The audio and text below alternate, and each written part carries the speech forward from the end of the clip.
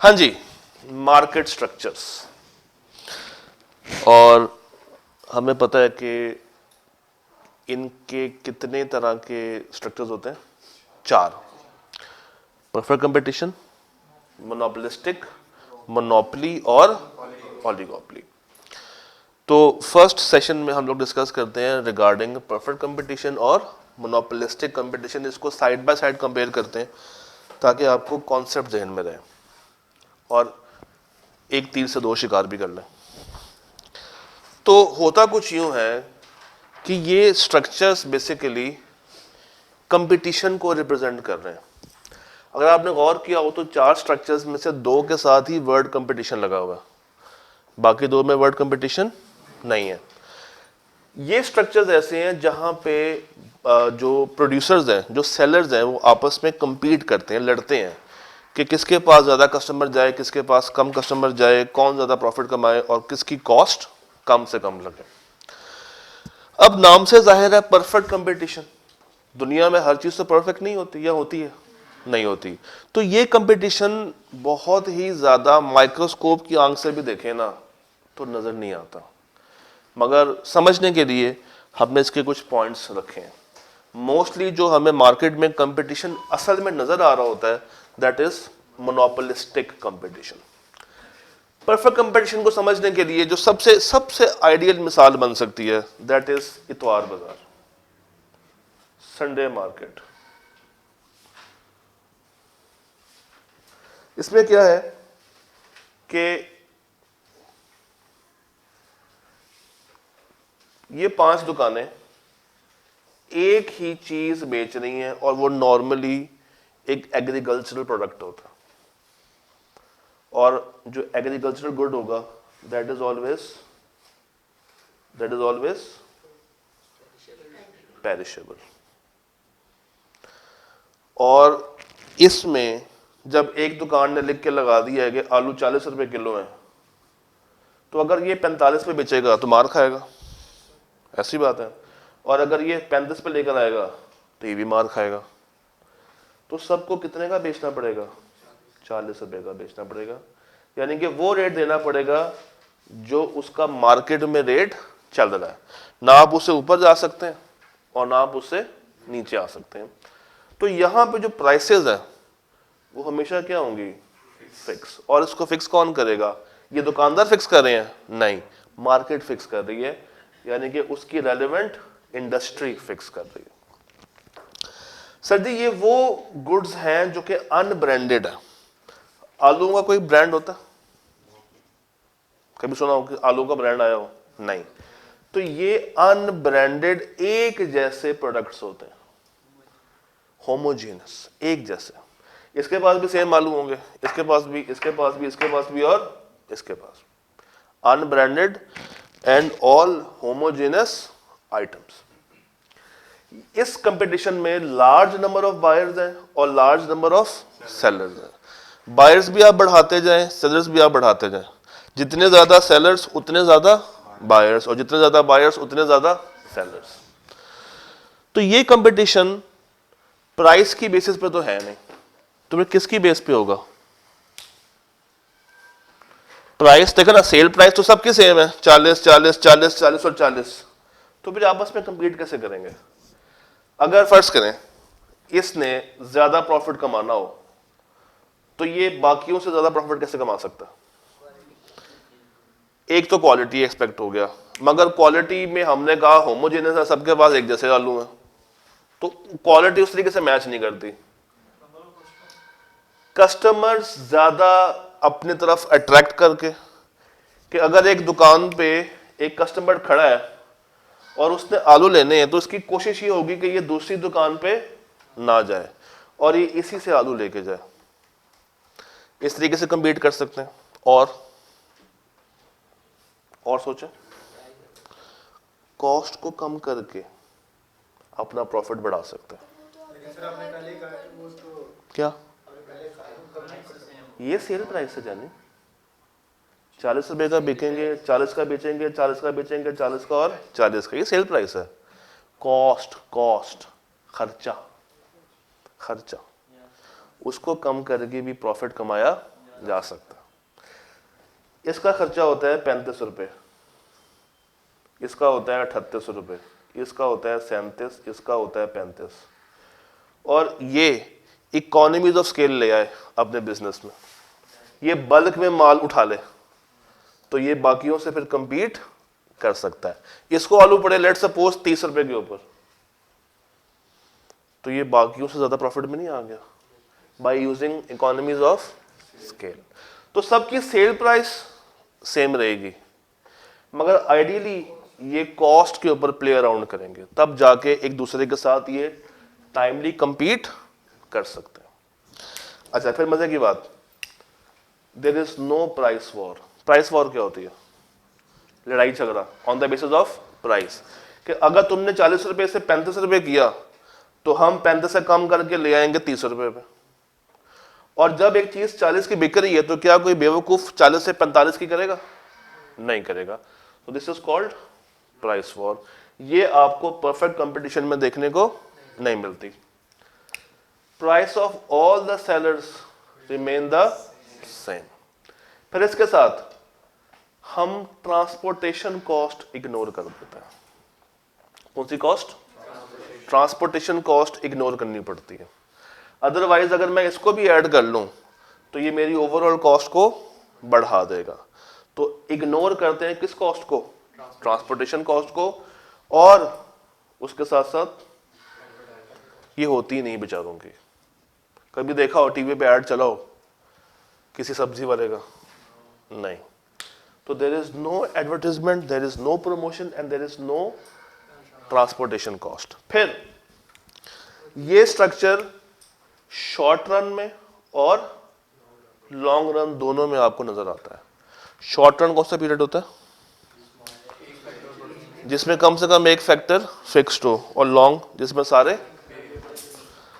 तो perfect competition ना होने के बराबर बहुत ही रेयर आपको मिलता है, बट अगर मिल जाए तो इसमें ये फीचर्स आपको नजर आ रहे होंगे। हम ट्रांसपोर्टेशन कॉस्ट को नहीं लेंगे, प्रमोशन कॉस्ट को नहीं लेंगे, कोई एडवर्टाइजमेंट नहीं होगी, और सारे के सारे सेलर्स किसके इर्द गिर्द प्ले अराउंड करेंगे? कॉस्ट। क्योंकि sale price would be remaining the same. हर एक के पास वही गुड है और उसको क्या कहेंगे? Homogeneous. And it is always without any brand. ये ब्रांडलेस होता है। याद तक ओके? अब चलते हैं मोनोपोलिस्टिक की तरफ। relatively less number of buyers and less number of, अच्छा ये लेस भी हो सकते हैं, मैंने लिखा नहीं, ये ज्यादा भी हो सकते हैं, उनसे बढ़ भी सकते हैं और उनसे कम भी हो सकते हैं। यहां पे जो गुड्स हैं ये कौन सी हैं? डिफरेंशिएटेड। इसकी प्राइम एग्जांपल हर वो सामान जो कि आपको सुपर स्टोर से मिल जाता है, डिपार्टमेंटल स्टोर से मिल जाता है, ग्रोसरी का। जैसे साबुन है, कितने ब्रांड्स आते हैं? गिनवाएं। Lux, Dove, Dettol, Safeguard, Lifebuoy, Palmolive, Tibet और इंपीरियल लेदर। कौन सा? मैंने सुना नहीं। गाय सोप, ठीक है, गाय सोप सोप है। चंबेली, कसम खुदा की ये नाम मैंने आज सुना है। और कोई साबुन? कुछ महंगे साबुन भी होते हैं। तो यहां पे आपको जो भी सामान मिलेगा that will be branded, that would be brand. किसी ना किसी कंपनी का मोनोग्राम स्टैम्प ठप्पा लगा होगा, मगर यहां पे कोई ठप्पे वाली बात नहीं थी। तो वो अपने गुड्स को डिफरेंशिएट भी कर सकते हैं। अब साबुनों के अंदर वैरायटी है। एक है ब्यूटी सोप, एक कौन सा होता है? एक वो जो जरासीम मारता है, एक कपड़े वाला भी होता है। इसी तरह शैम्पूज में भी होता है। एक एंटी डैंड्रफ है, एक लॉन्ग एंड स्ट्रेट करता है। सनसिल्क के 6-7 रंग, हर रंग का अपना अपना थीम है। और मजे की बात है किसी ने आज तक खोल के चेक भी नहीं किया होगा कि क्या ये एक दूसरे से मैच भी करता है, या तो बस अवाम को पागल बना रहे हैं। तो मोनोपोलिस्टिक के अंदर आप प्रोडक्ट्स को डिफरेंशिएट कर सकते हैं। अब एक बायर अगर एक दफा एक सनसिल्क का शैम्पू लेके चला गया, फर्ज करें येलो कलर का, तो नेक्स्ट टाइम वो ख्वाहिश करेगा कि यार मैं इसमें ग्रीन भी चेक करूं, मैं ब्लू भी चेक करूं, मैं पिंक भी चेक करूं, मैं पर्पल भी चेक करूं, मैं ब्लैक भी चेक करूं। तो एट द एंड इनकी सेल बढ़ती चली जाती है। और जब एक दफा एक बंदा फिक्स हो गया एक ब्रांड पे, तो उसको वहां से हटाना भी मुश्किल होता। तो मोनोपोलिस्टिक क्वालिटी पे बहस करते हैं ज्यादातर। इसके पास भी प्राइस वॉर ना होने के बराबर है, मगर इनका जो मेन थीम है दैट इज क्वालिटी के साथ साथ एडवर्टाइजमेंट। ये विदाउट एडवर्टाइजमेंट रह नहीं सकते। पेप्सी कोक कब से चले आ रहे हैं, क्या रोज ऐड देखते हैं? किसी दिन अगर ऐड ना हो तो आप परेशान होंगे, यार बंद तो नहीं हो गई कहीं, क्योंकि उन्होंने आपके दिमाग को कैप्चर किया हुआ। फिर ये goods can be perishable and can be durable. इसकी प्राइसेस मार्केट फिक्स नहीं करती, ये खुद फिक्स करते हैं। हर साबुनों के डिफरेंट प्राइस है बेस्ड ऑन देयर क्वालिटीज। तो प्राइसेस आर नॉट सेम। और फिक्स कौन कर रहा है? फर्म। इसमें हम ट्रांसपोर्ट कॉस्ट को ऐड कर देते हैं, क्योंकि यहां पे प्रॉफिट मार्जिन ऑलरेडी ज्यादा है, तो इसमें हम कॉस्ट को बढ़ा सकते हैं। और ये भी शॉर्ट रन में भी पाई जाती है और लॉन्ग रन में भी पाई जाती है। यहां तक क्लियर? पक्की गल? यही बातें कुछ स्लाइड्स पे भी देख लेते हैं। परफेक्ट कंपटीशन में क्या है? Large number of buyers and sellers, homogeneous, free entry exit, perfect knowledge, transportation cost are negligible, perfect factor mobility और firms are price taker। एक एक करके दोबारा से एक्सप्लेन कर देता हूं। Large number of buyers and sellers, homogeneous product, एक जैसी आइटम्स, फ्री एंट्री एग्जिट, कोई भी किसी भी टाइम पे आ सकता है, किसी भी टाइम पे जा सकता है, कोई रोक टोक नहीं है। परफेक्ट नॉलेज ऑफ प्राइसेस, जो खरीदार है उसको पता है कि आलू कितने के मिलेंगे, 40 रुपए के मिलेंगे। आप उससे 41 रुपए भी मांग लेंगे, वो आपको पे नहीं करेगा, बल्कि 40 के आलू लेके कहेगा धनिया फ्री में साथ दो। तो जो दुकान इसमें से धनिया फ्री में देना शुरू कर देगी, कस्टमर उसके पास ज्यादा जाने शुरू कर देंगे। ट्रांसपोर्टेशन कॉस्ट हमने नहीं लेनी। परफेक्ट फैक्टर मोबिलिटी, क्या मतलब है इस लाइन का? Perfect factor mobility, factor of production को मूव किया जा सकता है आसानी के साथ। एम्प्लॉयज भी बढ़ाए जा सकते हैं, मजीद दुकानें भी ऐड की जा सकती हैं, मजीद लैंड के ऊपर मजीद आप शॉप्स को क्रिएट कर सकते हैं, मजीद पैसा इस सिस्टम में डाल सकते हैं। और फर्म आर प्राइस टेकर, दुकानदार प्राइस बनाता नहीं है, प्राइस लेता है। तो सेट कौन करता है? इंडस्ट्री। इंडस्ट्री फिक्स करती है, मेक करती है, और मेक करके देती है फर्म को कि तुमने यही प्राइस इस्तेमाल करनी।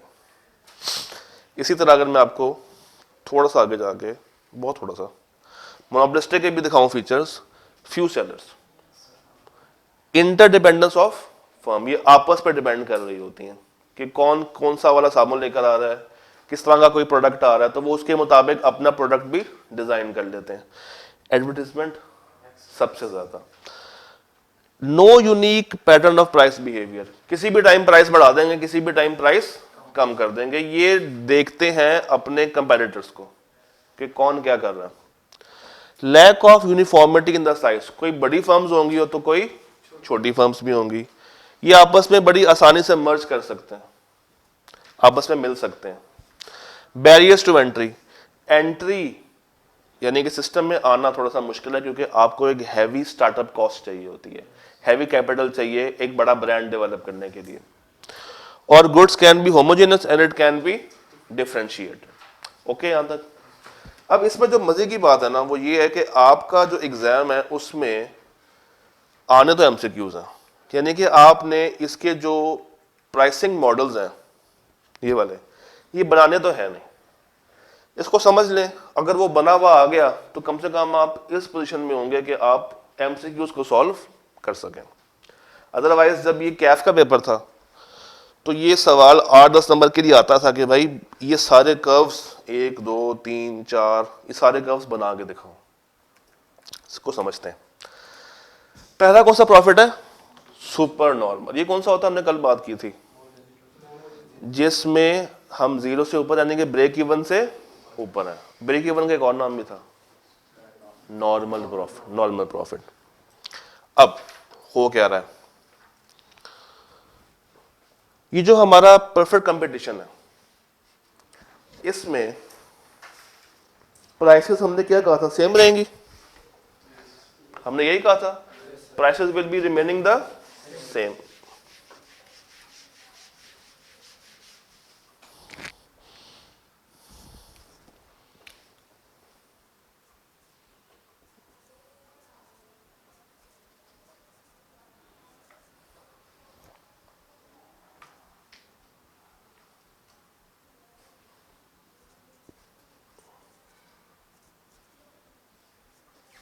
जरा P इंटू क्यू करके बताएं।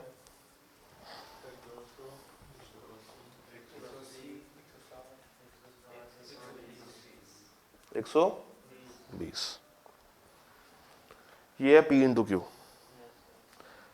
प्राइस मेरी सेम है और क्वांटिटी मेरी चेंज हो रही है। P इंटू क्यू का एक और नाम भी था, टोटल रेवेन्यू। तो मैं इसको क्या कह सकता हूं, टोटल रेवेन्यू। अब देखें, यहां पे प्राइस सेम है, प्राइस कब सेम जा रहा है, प्राइस में चेंज आ रहा है नहीं। तो यहां पे अगर मैं अब टी आर से एम आर निकालूं, जरा एम आर निकाल के दिखाइए मुझे क्या आ रही है। मार्जिनल रेवेन्यू निकालें।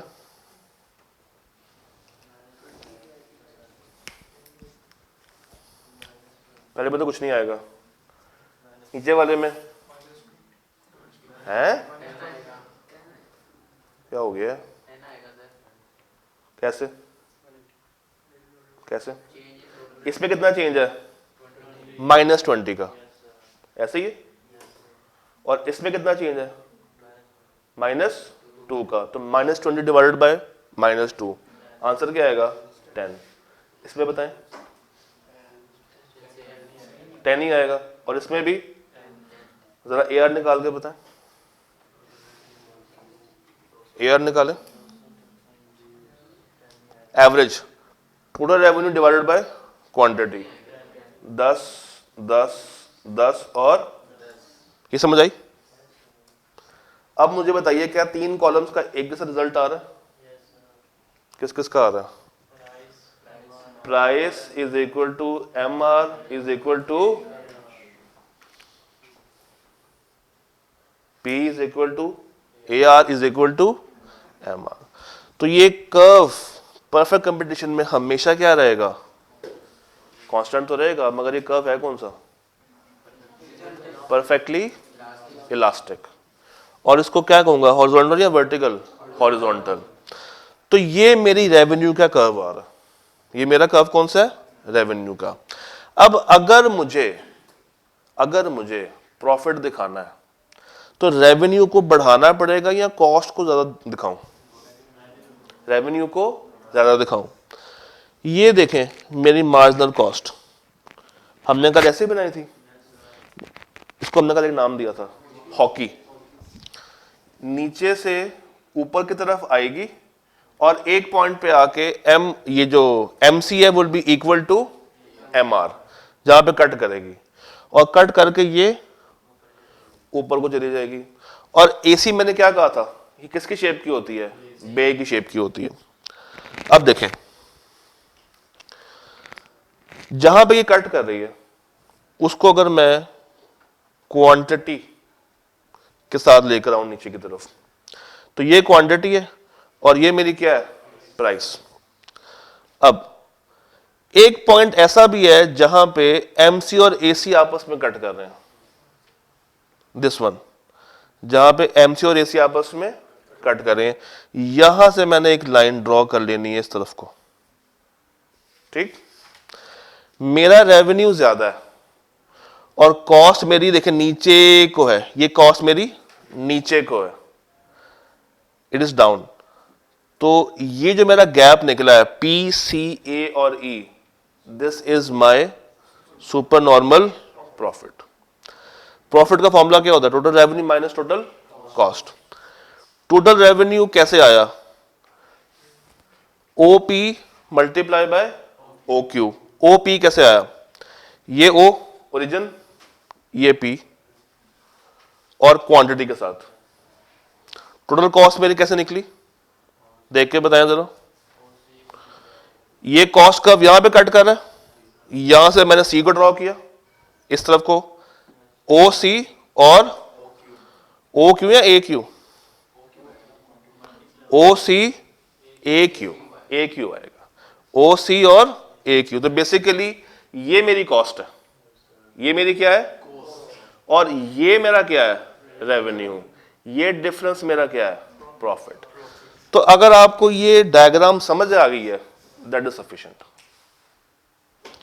कि ये जो डिफरेंस निकला है, this difference is my profit. नीचे वाली साइड क्या है, सारी की सारी कॉस्ट, और ये सारा क्या था, रेवेन्यू। अब रेवेन्यू ज्यादा और कॉस्ट कम है, जो डिफरेंस निकला है that difference is my profit. अगर यही चीज हम समझे नॉर्मल के साथ, तो देखें जो एसी है वो बिल्कुल कहां पे खड़ा हो गया आके, एआर के ऊपर, तो ना प्रॉफिट है और ना ही लॉस है। और अगर ये एसी ऊपर की तरफ चला जाए तो लॉस आ जाएगा। अब रेवेन्यू कर्व नीचे है और एसी का कर्व ऊपर है। जरा गौर कीजिएगा, यहां पे रेवेन्यू ऊपर था और एसी नीचे से ऊपर को जा रहा था। तो जब ये नीचे को की तरफ आया, इसने मुझे क्या दे दिया, प्रॉफिट। और जब ये बिल्कुल ऊपर को हो गया, लॉस दे रहा है। अब ये side with be my side जिसमें मेरा क्या आ रहा है, लॉस आ रहा है। फिर आता है कौन सा पॉइंट, शट डाउन पॉइंट। कहता है a firm will exit the market if its average revenue is less than average variable cost. Short run के अंदर the firm will continue to produce as long as T R is equal to TVC.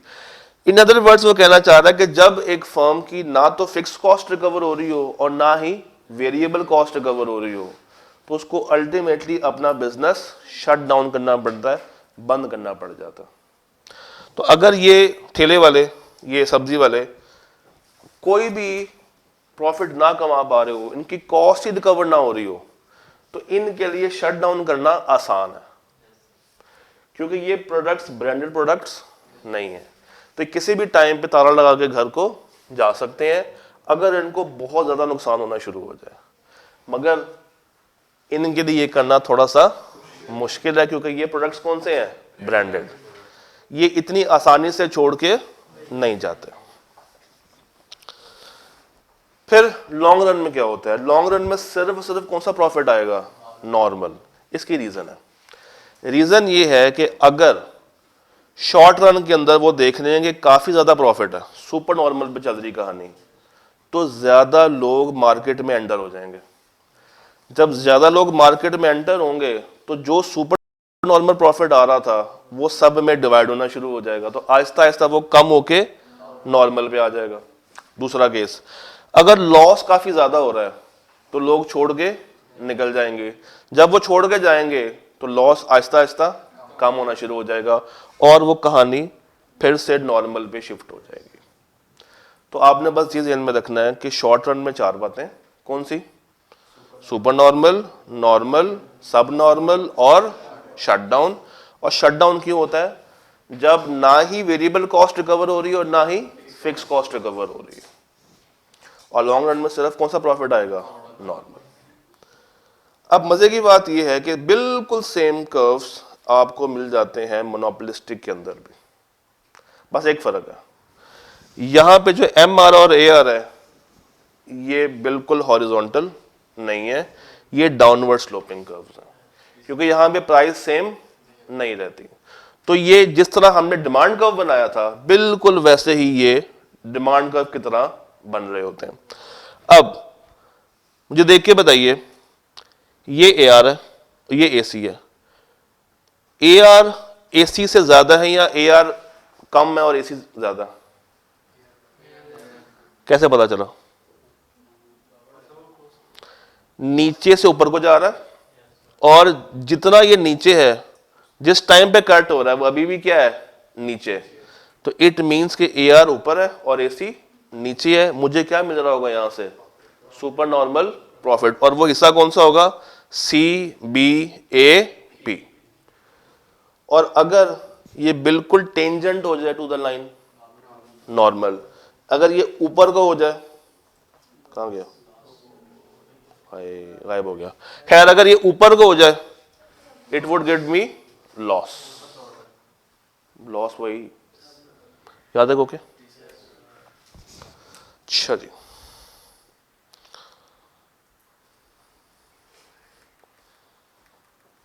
काश एक class थोड़ी सी ज़्यादा बड़ी होती, हम तफसीलन इसके ऊपर बात करते हैं। चले खैर कोई बात नहीं। तो परफेक्ट ओके और मोनोपोलिस्टिक भी समझ आया हमें। अब एक छोटी सी बात करते हैं, उसके बाद ब्रेक करते हैं। हमारा एक टॉपिक पीछे से पेंडिंग आ रहा था, मोनोपोली को ब्रेक के बाद शुरू करते हैं। एक टॉपिक है चैप्टर 3 में, कॉब वेब नहीं, वो एंड तक बताता हूँ, आज बता के जाऊंगा कॉब वेब भी। Cobweb elasticity with respect to time, इसको समझते हैं। Elasticity with respect to time, इसको समझने के लिए ना आपको एक कहानी समझ आनी चाहिए। 3 तरह के टाइम पीरियड होते हैं, बता सकते हैं कौन से? वेरी शॉर्ट रन और वेरी शॉर्ट रन का एक और नाम भी होता है monetary period. Monetary period, elasticity with respect to time. तो 3 तरह के पीरियड्स हैं, एक है मॉनेटरी पीरियड, एक है शॉर्ट रन और एक कौन सा होगा? Long run period. अब एक कहानी सुने। हुआ यूं कि एक गांव में, एक सेकंड, नहीं 2 भाई नहीं थे,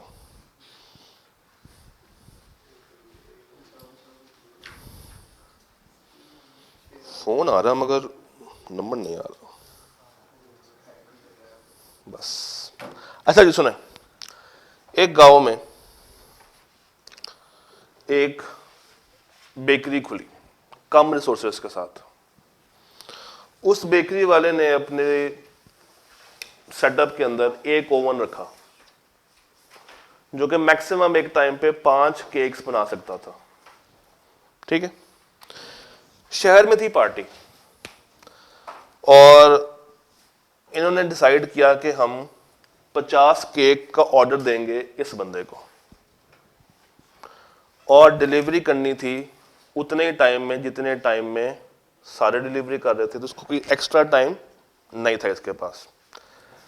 मगर इसके पास एक मसला है, इसने 1 घंटे में एक ओवन के साथ मैक्सिमम कितने केक बनाने हैं? 5, और 10 दफा ये यूज करेगा तो जाके बनेंगे 50 केक। बट अगर वो 10 दफा यूज करेगा तो जो केक ऑलरेडी बन के जा रहे हैं वो पेरिशेबल आइटम्स हैं, वो खराब हो सकते हैं और टाइम पे डिलीवरी भी नहीं कर पाएगा। तो ये बेचारा फंस गया विद वेरी लिमिटेड रिसोर्सेस। ये है इसका मॉनेटरी पीरियड। यानी कि अब क्या होगा इस केस में, परफेक्टली इनइलास्टिक। प्राइस बढ़ाते भी जाऊंगा ना तो क्या ये आपको सप्लाई कर पाएगा? इसकी क्वांटिटी क्या है? सेम। ये मैक्सिमम कितने केक्स निकाल सकता है? 5। इसके पास ओवन कितने हैं? 1। ये उससे ऊपर बढ़ नहीं सकता। ये मॉनेटरी पीरियड है। ये कौन सा पीरियड है? वेरी शॉर्ट टर्म या मॉनेटरी पीरियड। फिर अगले साल, पिछले साल को देखते हुए इस भाई ने 5 ओवन अपने पास रख लिए और हर ओवन कितने केक बना के देगा? 5। तो एट अ टाइम कितने बना सकता है? 25 बना सकता है। उसी शहर में फिर से पार्टी हुई और 50 ऑर्डर्स का इसको, 50 केक का इसको मिल गया ऑर्डर। अब पहले ये कितने बना सकता था? 5। अब क्या है, इसकी क्वांटिटी थोड़ी सी बेहतर हुई है क्या? ये 5 से 25 पर चला गया। अगर थोड़ी सी एफर्ट करता तो ये उस ऑर्डर को मीट कर सकता था। अब यहां पे क्या होगा? इलास्टिक या इनइलास्टिक? फिर आप लोगों से पूछता हूँ। स्लाइटली, फिर सोच लो, फिर सोच लो, बल्कि सोच के मुझे साबित करें, तब तक देखूं कॉल किसकी आ रही है। सोच लें, सोच लें, सोच लें, तुक्के नाम आ रहे हैं, तुक्के नाम आ रहे हैं, साबित करें। प्राइस बेशक बढ़ जाए 5 से 25 तक तो वो दे सकता है, मगर इतनी ज्यादा क्वांटिटी बढ़ा नहीं सकता।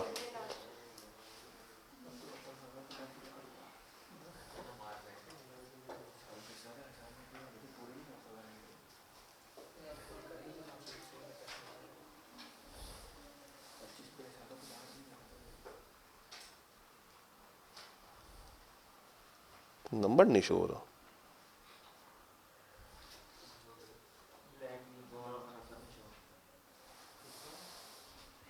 तो आपने क्या बताया?